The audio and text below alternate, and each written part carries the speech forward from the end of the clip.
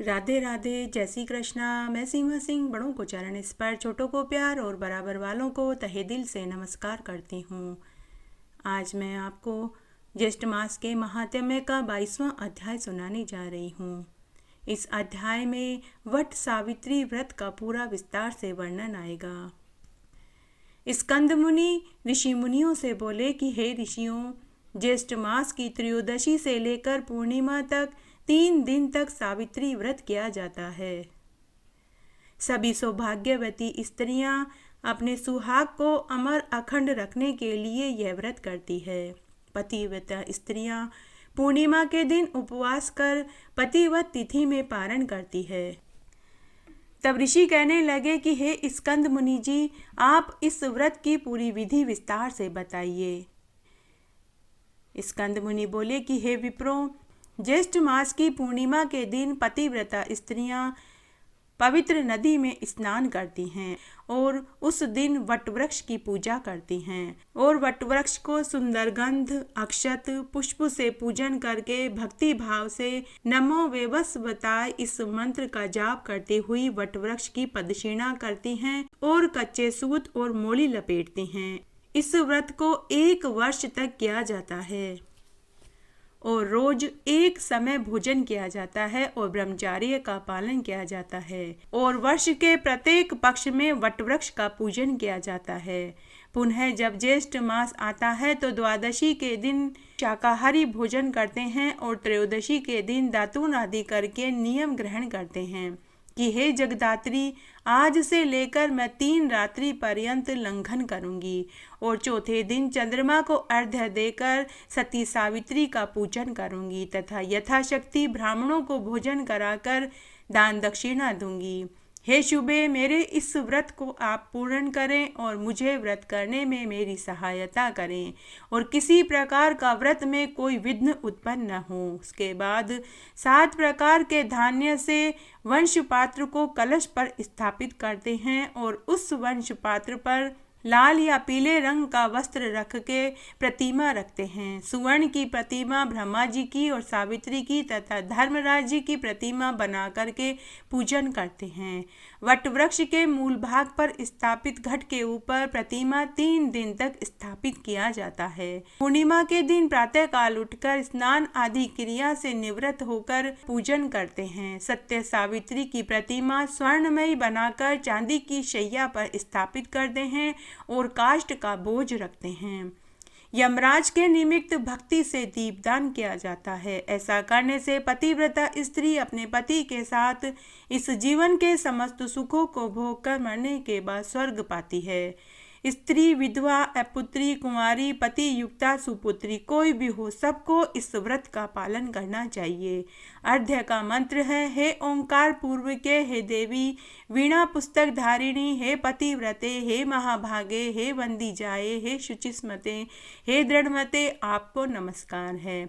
हे वेद गर्भे, हे निमित्त प्रिय भाषण करने वाली, हे सुव्रते, हे कल्याणी, आप अवैधव्य और सौभाग्य तथा पुत्र पौत्र और मित्रता का सुख प्रदान करें। हे सुव्रते, मेरे इस अर्घ्य को आप स्वीकार करें, आपको मेरा नमस्कार है। हे देव, आपसे देवता, असुर, दानव, मनुष्य सहित समस्त जगत व्याप्त हैं। हे देव, आप सत्य व्रत को धारण करने वाले हैं। हे ब्रह्म रूप, आपको मेरा नमस्कार है। हे वैवस्वत, आप समस्त लोकों के कर्म साक्षी हो तथा शुभ और अशुभ कर्मों के विचार करता हो, आप मेरे इस अध्याय को स्वीकार करें।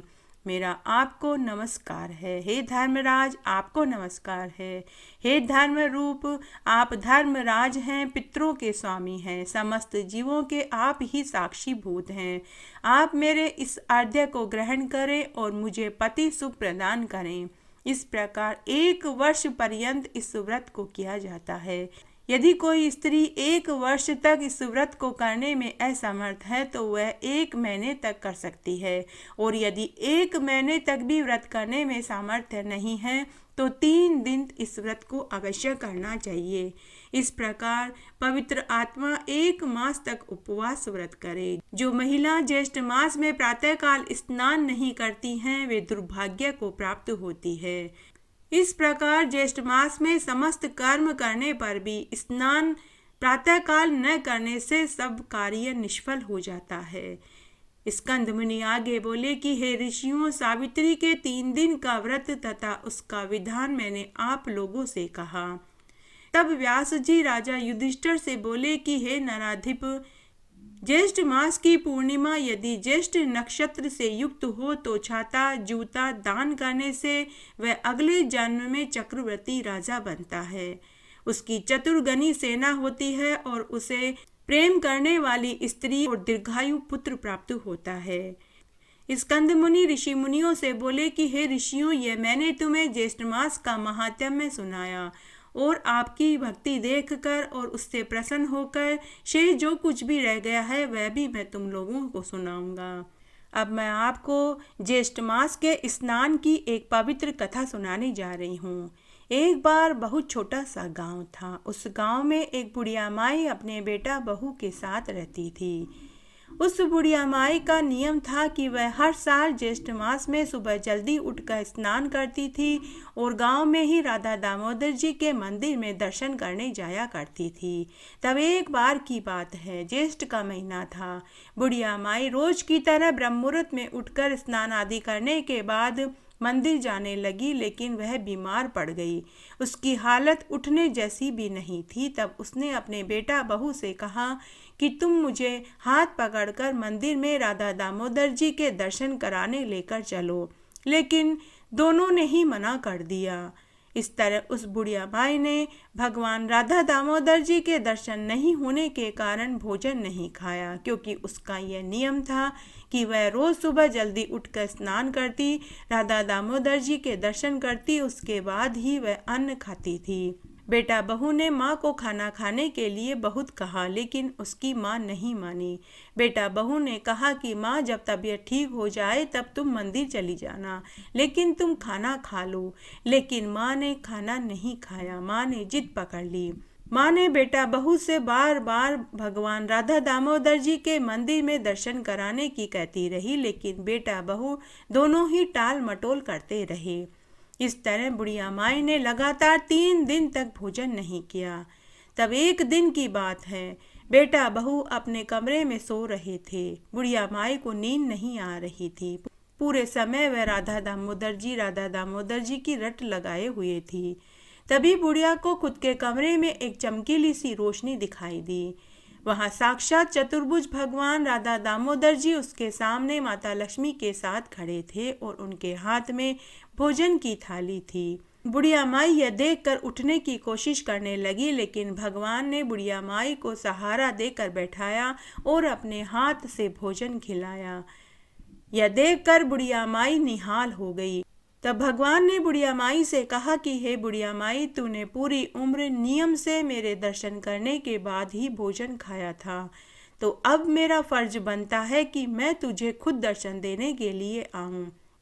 बुढ़िया माई भगवान के दर्शन करके निहाल हो गई। भगवान ने जाते जाते उस बुढ़िया माई के घर को ठोकर मार दी तो उसका घर सुंदर महल में बदल गया। घर में अन्न धन के भंडार हो गए। ये है ज्येष्ठ मास के स्नान का फल, जो कि राधा दामोदर जी ने बुढ़िया माई को दिया। ज्येष्ठ मास में सुबह जल्दी उठकर स्नान करने का बहुत पुण्य फल मिलता है। जो लोग ज्येष्ठ मास में सुबह जल्दी उठकर स्नान करते हैं, ज्येष्ठ मास के कथा कहानियों और महात्म्य को सुनते हैं, उनकी सभी मनोकामनाएं पूरी होती है। उसी तरह ज्येष्ठ मास में दान का बहुत पुण्य फल मिलता है। ज्येष्ठ मास में जल दान सबसे श्रेष्ठ दान बताया गया है। और साथ ही ज्येष्ठ मास में जूता, छाता, छतरी, तरबूज, ककड़ी, आम, तरककड़ी का दान करने का बहुत पुण्य फल मिलता है। दान सब धर्मों में श्रेष्ठ है। दान से संबंधित मैं आज आपको एक कथा सुनाने जा रही हूँ। एक बार एक छोटा सा गांव था। उस गांव में एक राजा था। एक दिन राजा के मन में एक विचार आया। मनुष्य को मरते समय क्या विचार आते हैं, उसकी आत्मा का क्या होता है, मरने से पहले और मरने के बाद उसे कौन से विचार उसके मन में आते हैं। तब राजा ने दूसरे दिन अपने सवाल को पूरे दरबार में सुनाया। सभी दरबारी, मंत्री, प्रजा कोई भी इसका उत्तर ठीक ठीक नहीं दे पाए। तब राजा ने कहा कि जो भी व्यक्ति रात भर शमशान में मुर्दे की तरह रहेगा और उस समय उसके मन में क्या विचार आता है वह विचार मुझे सुनाएगा तो मैं उसे 500 स्वर्ण मुद्राएं दूंगा। राज्य में बहुत गरीब लोग थे, उन्हें धन की बहुत जरूरत थी, लेकिन शमशान में मुर्दे की तरह रहने के लिए कोई तैयार नहीं हुआ। उस गांव में एक कंजूस था, उसे धन का लालच आ गया। उसके घर वालों ने बहुत मना किया लेकिन वह नहीं माना। तब एक दिन वह सुबह सुबह राजा के महल में आया और राजा की शर्त को मानने के लिए तैयार हो गया। तब राजा ने आदेश दिया कि इस व्यक्ति को अच्छे से अच्छा खाना खिलाया जाए, अच्छे कीमती कपड़े और गहने पहनाया जाए और इसकी शव यात्रा को सजाओ और पूरी नगरी को आदेश दो कि सभी इसकी शव यात्रा में चले। पूरा नगर कंजूस की शव यात्रा में चलने के लिए तैयार हो गया। पूरा नगर कंजूस की शव यात्रा में चल पड़ा। कंजूस को जब कब्र में लेटाया जा रहा था तो वहां एक गरीब फकीर उस कंजूस के पास आया और बोला कि अरे भाई, तुम तो मरने जा रहे हो, अपने गहने कपड़े मुझे दान कर दो। लेकिन कंजूस ने उसकी बात पर ध्यान नहीं दिया। वह गरीब फकीर बार बार अपनी बात दोहराता रहा। तब उस कंजूस को गुस्सा आया और उसने कब्र के पास पड़े काजू बादाम एक मुट्ठी भरकर उसे दे दिया। तब वह फकीर बोला कि तेरा कल्याण होगा। तब फिर कंजूस को कब्र में लिटा दिया गया और उसकी कब्र में एक छोटा सा छेद छोड़ दिया गया ताकि वह रात भर सांस ले सके। अर्धरात्रि को वहां एक जहरीला नाग आया। उसने कंजूस की कब्र में फुफकार भरी।